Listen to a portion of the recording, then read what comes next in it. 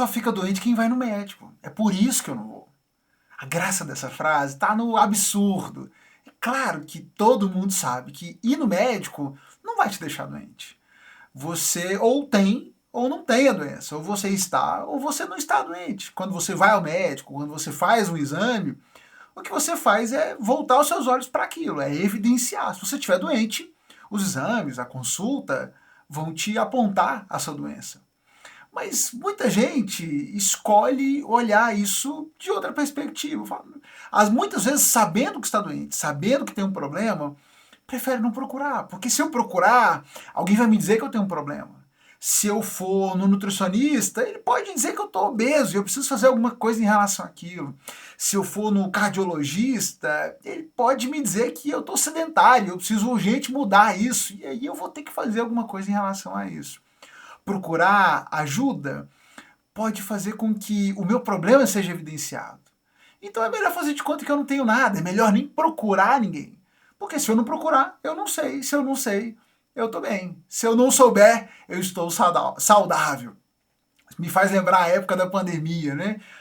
Os alérgicos aí vão se identificar, né? Durante a pandemia, qualquer coçada de nariz já dava aquele desespero e a gente brincava, não, o segredo é não fazer o teste. Não fizer o teste, não tem Covid. Então o segredo é não fazer o teste. Por mais que isso soe engraçado, e para as piadas, para as brincadeiras, tá tudo bem.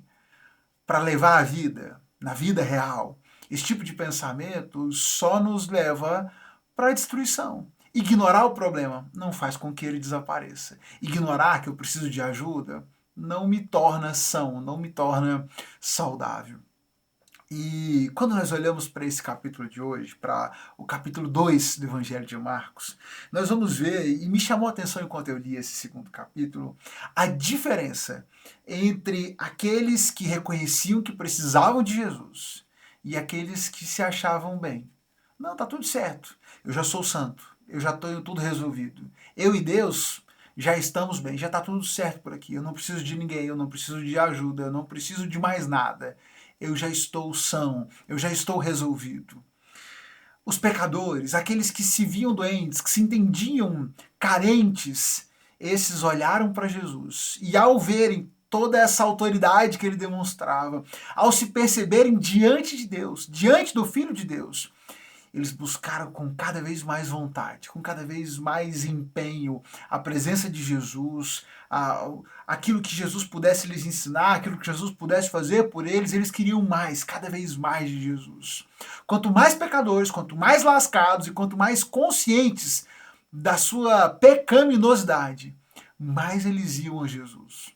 Por outro lado, quanto mais santos se pensavam, quanto mais justos se enxergavam, mais distantes de Jesus eles estavam.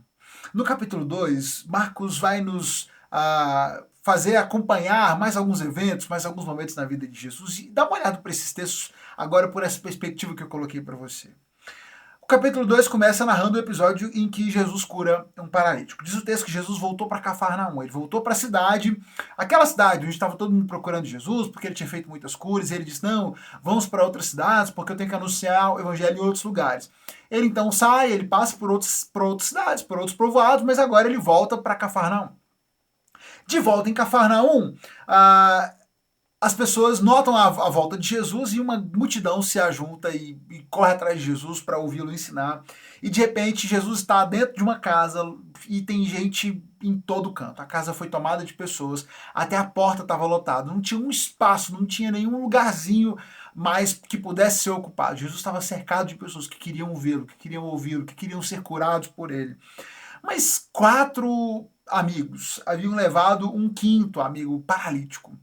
E eles estavam muito determinados para se encontrarem com Jesus, a ponto de que eles subiram no teto, abriram um espaço no teto para que eles pudessem descer esse amigo por cordas ali, para que eles pudessem colocá-lo diante de Jesus. Diante daquele paralítico, Jesus, diz o texto, que ao ver a fé que eles tinham, Jesus vira para aquele homem, para aquele paralítico e diz, filho, seus pecados estão perdoados. Os mestres da lei, ao ouvirem aquilo, ficaram indignados. Mas que blasfêmia é essa? Quem é ele para dizer que os pecados estão perdoados? Só Deus pode perdoar pecados.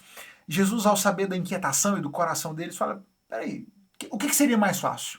Eu dizer para ele que os pecados dele estão perdoados ou dizer para ele tomar o leito e sair andando? Então, para provar para vocês que eu tenho autoridade para perdoar os pecados, eu digo para ele, então, já ele se vira para o paralítico e diz, não, faz o seguinte, pega a sua cama, levanta, pega a sua cama, pega o seu leito e anda. Aquele homem, naquele momento, no mesmo momento, ele é curado, ele se levanta num salto, ele toma o seu leito e ele sai louvando e adorando ao Senhor. E diz o texto que a multidão ficou admirada. E a multidão louvava a Deus, porque eles sabiam e eles reconheciam, nunca vimos nada igual. Os fariseus e aquela multidão de pecadores, aqueles que foram a Jesus querendo e precisando dele, saíram curados, saíram admirados, saíram louvando a Deus. Os fariseus saíram contrariados, porque Jesus não se encaixava no padrão que eles tinham estabelecido e que eles gostariam que Jesus demonstrasse. No segundo bloco do capítulo, nós temos quando Jesus chama Levi, né, o Mateus, o cobrador de impostos, para que o seguisse, para que fosse seu discípulo. E depois de ter então chamado, Jesus vai para a casa dele e se reúne com um grupo ali para jantar. E Mateus era publicano, tinha muitos amigos publicanos, estavam todos ali reunidos, com mais uma porção de outros pecadores também descritos no texto. E o texto vai dizer que eles estavam, Jesus e seus discípulos, sentados à mesa, acompanhados de um grande número de cobradores e outros pecadores. Porque eram muitos os que o seguiam, eram muitos os pecadores que o seguiram. Os mestres da lei, os fariseus, passam por ali e ao verem Jesus comendo com esses cobradores de impostos, perguntam, por que ele come com pecadores? Por que ele come com esses cobradores de impostos? Jesus, ao ouvir aqueles questionamentos, diz para eles, olha, os que estão saudáveis não precisam de médico, só os doentes. Eu não vim para os justos, eu vim para os pecadores. O que aqueles fariseus não entendiam é que Jesus veio para os doentes. E o que talvez você não entenda ao ler o texto é que Jesus não estava dizendo para eles, não, fiquem tranquilos, eu não vim para vocês já estão bem. Não, essa não é a questão, porque eles não estavam bem, eles não eram justos, eles não estavam sãos. O problema é que eles não se reconheciam doentes. Eles estavam com a galera do, se eu não for no médico, eu não vou descobrir. Se eu não fizer o exame, eu não estou doente. Eles estavam tão convictos de que não estavam doentes, que não precisavam de nada, que eles não conseguiam reconhecer que precisavam de Jesus. Mas aqueles que se reconheciam falhos, incompletos, carentes, doentes, esses reconheciam em Jesus a resposta para suas necessidades e desfrutavam da cura de Jesus, desfrutavam da mesa de Jesus, estavam sentados junto com Jesus.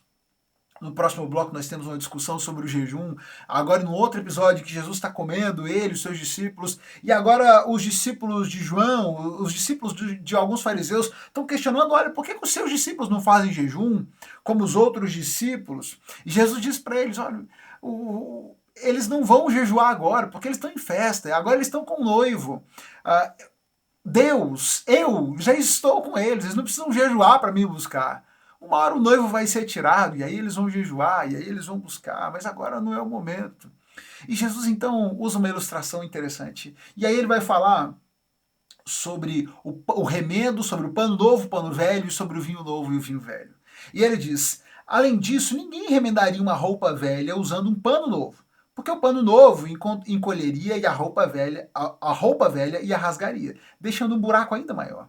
E ninguém colocaria vinho novo em velhos recipientes de couro. O vinho os arrebentaria, e tanto o vinho como os recipientes se estragariam. Vinho novo precisa de recipientes novos. E aqui nós temos uma ilustração muito interessante de Jesus, que talvez você tenha um pouco de dificuldade de compreender o que ele quer dizer aqui. Deixa eu te ajudar a aplicar o que Jesus está dizendo. Perceba o contexto, olha para o quadro geral. Nós tivemos o Jesus ali curando os fariseus contrariados e apegados àquilo. Nós tivemos Jesus comendo com os pecadores e os fariseus incomodados, porque ele andava com pecadores, Jesus dizendo, eu vim justamente para eles, eu vim para os doentes, não vim para os sãos. Aqui eles mais uma vez estão questionando Jesus agora porque os discípulos dele comem, porque os discípulos dele não estão jejuando. E Jesus, então, nesse contexto, diz para eles, olha, não dá para colocar um pano novo para remendar uma roupa velha. Esse tecido novo vai acabar rasgando e abrindo ainda mais o rasgo dessa roupa velha. Da mesma forma como não posso colocar um vinho novo em odres velhos ou num recipiente velho. Um odre era um recipiente de couro, era feito de couro de animal, de uma cabra, por exemplo. Esse couro era. O animal era tirado da pele sem danificar, deixando aquela pele por inteira. Depois eles curtiam, tratavam aquele couro do animal, fechavam ali, costuravam ali só as pontas e colocavam dentro desse recipiente o vinho novo, o suco de uva, para que ele pudesse fermentar. Nesse processo de fermentação, muitos gases são gerados, e colocavam uma pressão sobre aquele recipiente. Um odre novo, com couro novo, um couro flexível, ele iria então se expandir junto com o vinho e suportaria aquela pressão. Mas não dava para pegar um vinho novo que iria fermentar e colocar num odre velho, um odre já ressecado, já usado, porque ele já tinha esticado tudo que podia esticar. Colocar um vinho novo ali faria com que aquele odre se rompesse e você perde o recipiente e você perde o vinho. O que Jesus está dizendo aqui para eles é o seguinte: olha, vocês estão tão engessados na religiosidade de vocês, nos costumes de vocês, a essa percepção de vocês, que por isso vocês não são capazes de receber o vinho novo que eu vim trazer. Jesus era esse pano novo, Jesus é esse vinho novo, a mensagem do evangelho é esse vinho novo. Mas os fariseus, os mestres da lei, aqueles religiosos, estavam ali tão apegados às coisas antigas, ao que eles achavam que era o certo, não se reconheciam doentes, não se reconheciam envelhecidos, não se reconheciam engessados, que eles não eram capazes de receber esse pano novo, esse vinho novo. E por isso deixaram de receber Jesus, deixaram de experimentar Jesus.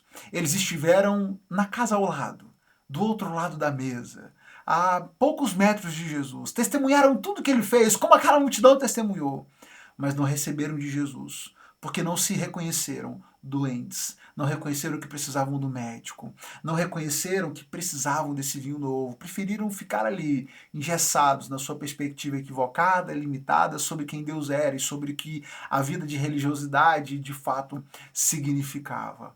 Por não se verem necessitados, ficaram sem Cristo, deixaram passar, deixaram perder aquela oportunidade.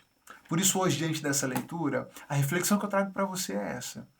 Você, de fato, já se reconheceu, já se assumiu carente de Jesus?